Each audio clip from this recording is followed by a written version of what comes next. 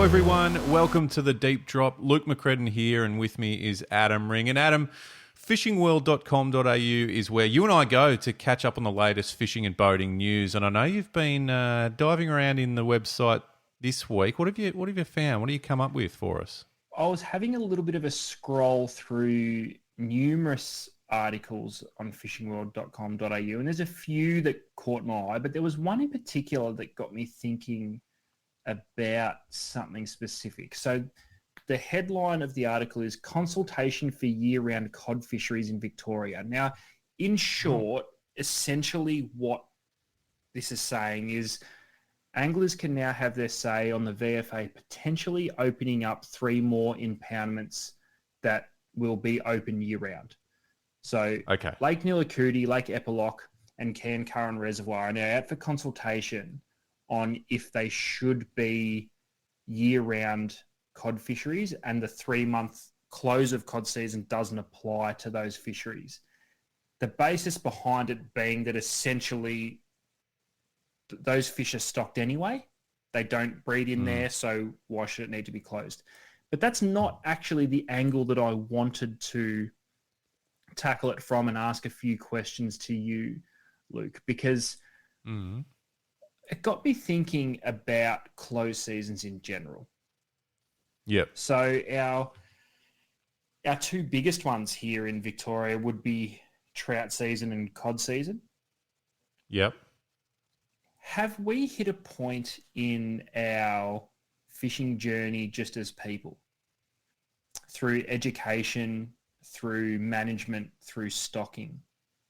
My question is, do we need closed seasons at all?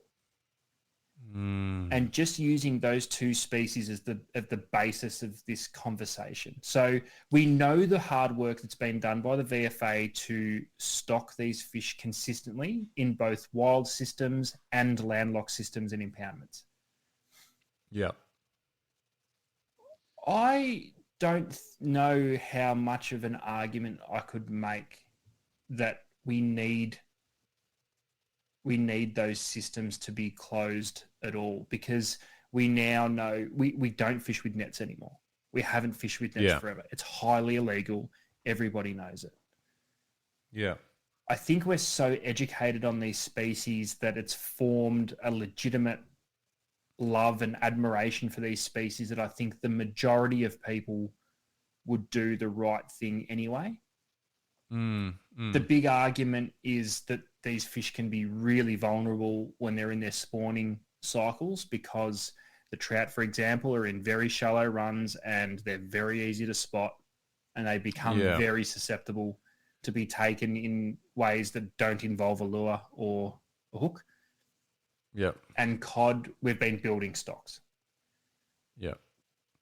What are your thoughts on that? And I'm not trying to bring anything controversial to the table. It is solely just a thought exercise. Yeah. Do you think that we've evolved enough as a fishing fraternity that we do not need closed seasons on these species? I'd love to think so. I'd love to think that we're at the point, just speaking openly and honestly here, I don't know that. It's hard because I think we're all comfortable with the benefits of, well, I guess the benefits that we think we're getting out of the closed seasons. Now, what I mean by that is I'm not saying that we're not getting benefits. I guess it's a perceived sort of thing, because we don't know. Like, we don't know. It's changed so much over the last 10, 15 years, 20 years, that if it was switched off now and it was just open season or, open all year, we'd have to probably wait another 5 years to see if there's been any negative impact, or, you know what I mean? So it's a really hard one, and it's I don't want to sound like I'm sitting on the fence, but my personal opinion on it is like, there's part of me that's like, if it's not broke, don't fix it type thing. But at the same time, we're more educated than we've ever been as a group, the recreational angling community. There's always going to be dickheads. Yeah, 100%. In anything in life. Yeah, and this is not about them. It's just part of life. Yeah. So you'd like to think that the powers that be aren't reactionary in Victoria. We've seen some reactions in New South Wales in the last couple of months that have been pretty uneducated from some of the leaders there making calls on fishing bans and so forth. So you'd like to think that anything we do nationwide in any fishery, whether it's Queensland, Victoria, Tasmania, New South Wales, whatever, comes with the education piece. So I think with what you're talking about here is like, if we've got the confidence and the sort of backing to sort of go, yeah, you know what, I think we're all in a position where we can fish for these fish 12 months of the year and all be okay with it, then I'd support it. But I don't know. Part of me's leaning towards, let's just leave it. Because, all right, what about if there was a point that we could meet in the middle? As in say, all right, well, say for the 3 months of the year that cod season's closed. It's now open. Doesn't matter where you go. But there's a really aggressive like size and bag limit. Because the only negative I can think of in the trout thing especially, or the thing that we've seen and that we see repeatedly that's concerning on why you would leave it closed, is those spawn runner trout at Yukonbee. Yeah. How many people do you see crowd into a very small area that's easily accessible, and when it's happening, there's just fish being thrown up on the bank left, right, and centre? Well, that's one of the things I was going to raise, and I think you're right. It's probably more trout than the cod thing, but it's not just so much bag limits or size limits or whatever it is during that period. It's just the pressure, and it's the people, even as simple as people wading through a river that wouldn't. Yeah, that's fair. Necessarily wade through those rivers in closed season because there's no need to. So you're all of a sudden stomping through water where they might quite literally be doing their business and a really important time. So there's that element as well. So it's like, it's not so much the limitations on how many you catch or whatever. It's just leave them alone for a minute. Just give them a minute, That's kind of where I'm at with why there is a closed season in the first place. It's not necessarily about taking those fish out because you've caught one. It's just like giving them their space to let them do their thing.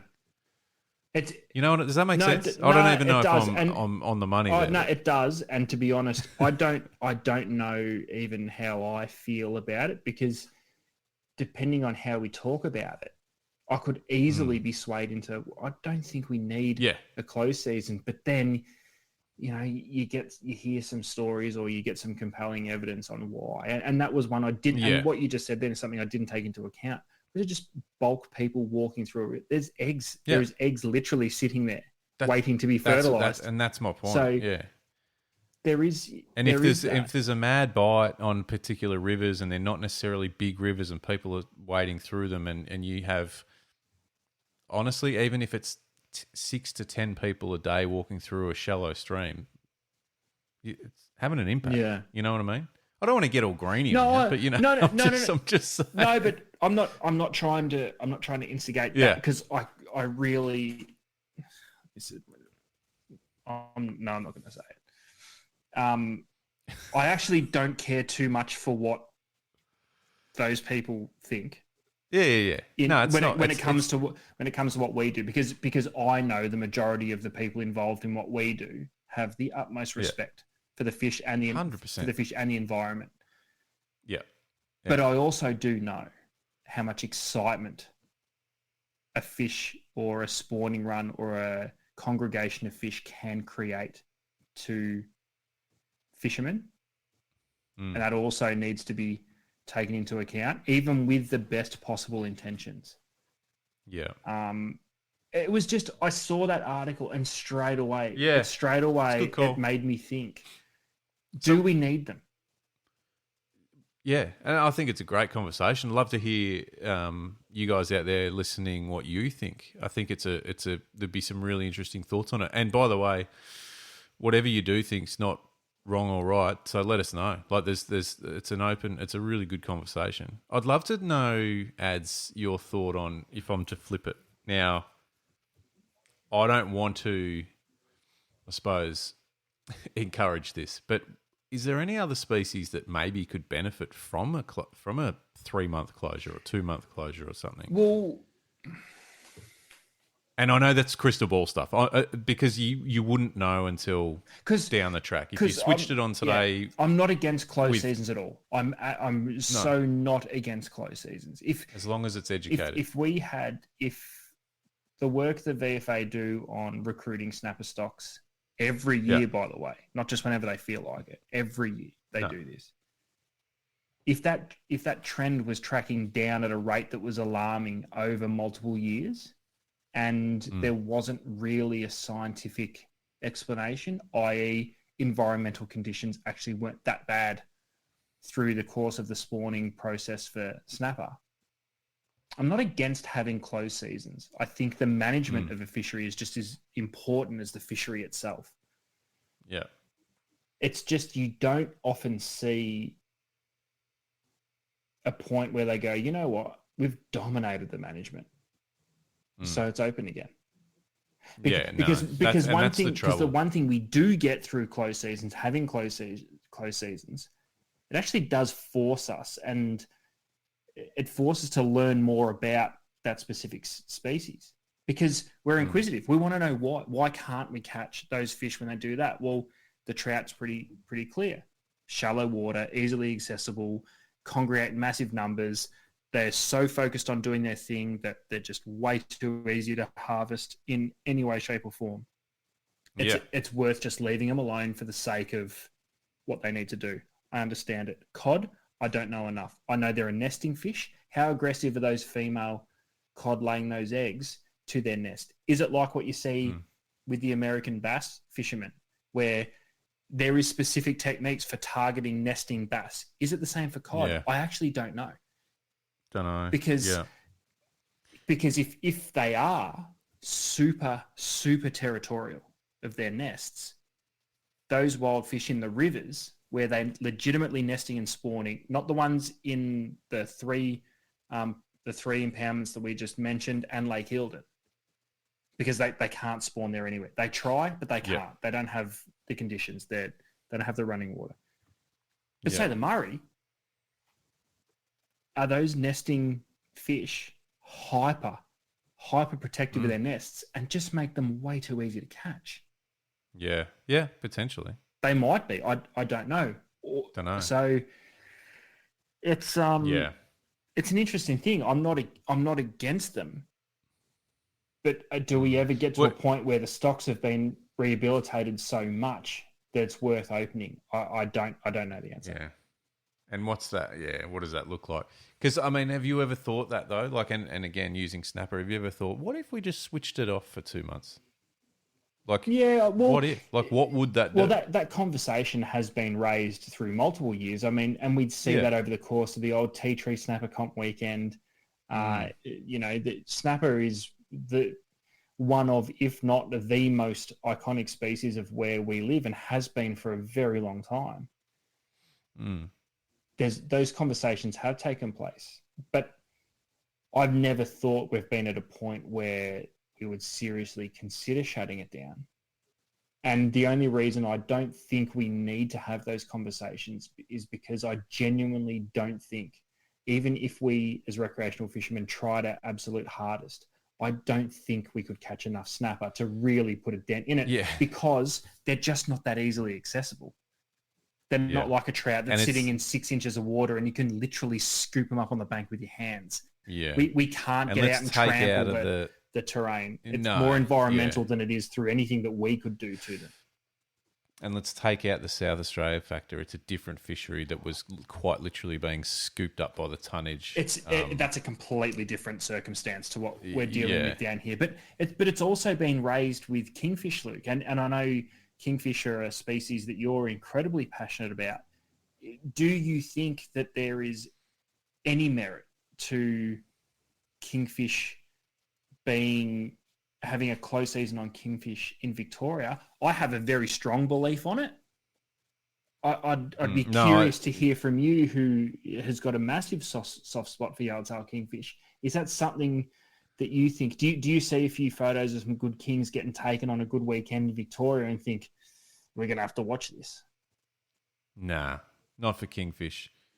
I think if we were talking about the kingfish traps of the olden days up in New South Wales, that's a different beast. But I think the thing with kingfish is that, and I've had some really good conversations with a couple of the scientists at fisheries about it, just just a casual conversation. But they're constantly on the move. These aren't resident. They're not resident fish as such. Like these fish are moving from, whether it's South Australia to Victoria up to New South Wales, or even just around regularly. It's what they do. So I'm not worried that we're gonna. I don't even think, to be honest, with all due respect, Victorians in general haven't really worked them out to the point where they're really going to damage the numbers anyway. Yeah. And they're moving so frequently that I don't think you're going to wipe out a school or a chunk of them in one hit. I don't think it's even possible. Now that comes with no scientific background at all. My comment then, so I might be way off the mark, but I can't see it. Not now, but like I said, if all of a sudden they said, "Hey, you know what? Let's reintroduce some traps where you can box up kingfish as they move through the area," well, obviously that's going to damage things. But as far as recreationally, no. As much as I love kingfish, I don't think they need to be sort of protected by a closed season anytime soon. What do you think? Well, no, I'm exactly the same as you. I mean, do kingfish even spawn in our waters? Like, we're actually not intercepting any form of spawning activity. I think it's just a migratory run. They're on their way they're making their journey to wherever they need to be, come their perfect season and conditions to spawn. And you could argue, we are talking about it. It's not. But we're also talking about a new fishery, and when I say that, I mean, you take out the I don't want to say old timers, but the guys doing it in the rip, take them out of the equation. The recreational fishing for kingfish that's happened around the, Western Port, the entrances there, the back of Phillip Island, all that sort of thing, Cape Shank, back of whatever. It's fairly new. We haven't really even, as recreational anglers, scratched the surface on the fishery. So to sort of say that we need to shut it down is... Well, they're not congregating in any large enough number where we are for us to even worry about it. But here's an interesting one for you. What about the big calamari that spawn on the weed beds in Port Phillip Bay? What, protect them? Do you think there needs to be... and again, I have a very clear and... I'm just throwing... I guess what I'm trying to find is using the rules we have in place, in particularly for trout. That's closed because they congregate, it's shallow, they're easily accessible, they're easy to find. It's kind of exactly the same as a calamari. Now, I have a very clear and a confident stance on it. But what do you think when I just mention the words closed season on spawning calamari? Genuinely feel like it's a bit silly to be even talking about. And again, on the back of some of the fairly definitive science and research behind calamari, reality is if you're not catching them, they're dying anyway at that point. Well, but it's the perfect answer. They live for 12 months. Yeah. Squid are the largest biomass in the ocean. Even if you wanted to try and fish them out, you can't. And those really big squid that we're talking about that sit over those weed beds in Port Phillip Bay, the facts are they're at the end of their life. That's their last spawn. Correct. Now, I say that with tongue in cheek a bit. I don't think we should open the bag limit up to be 50 per person, but I think it's really good the way it is, to be honest, because you can get a really good feed and plenty of bait in one session, and not really make a dent in the population. Let's be honest. No, I agree. By the time you've wound one in, there's another one being born. Yeah, exactly. Well, there's another, and by the next day, it's doubled its size. Yeah. Here's one for you, just to wrap up. And again, I'm not trying to encourage close seasons, but the one that I reckon, and we're sort of talking Victoria, so I'm happy to keep it here. But potentially into New South Wales as well. There's one fish that I reckon that could be, if it hasn't already, be discussed based on a few things. One is popularity at the moment. Two is the healthiest it's ever been as a fishery. I think I know where you're going with this. I think there's potential for a discussion around, now, right or wrong, I'm neither here nor there because I don't know enough about it, but dusky I flathead. thought this is where you were going to go. What do you think? Like, what are your thoughts when I say that? Like, because it's kind of one that's almost more, you can almost monitor it more. There's a bit more clearer science on their exact spawning patterns. Fisheries have, started the breeding and the stocking and that as well. So they're understanding this fish a lot more than they ever have before. And as I said, the fisheries is as good and healthy as it's ever been. There's more big fish caught and seen and hooked and than ever before. As far as I'm concerned. But could it get to a point where it's like it's fine, but if we really look after this, these fish, Christ, it could be unbelievable. Like, is that how it works, or is it more, is the thought process different? And also, your opinion on it. I don't think we'll ever see a closed season for dusky flathead, nor do I think we would ever need one.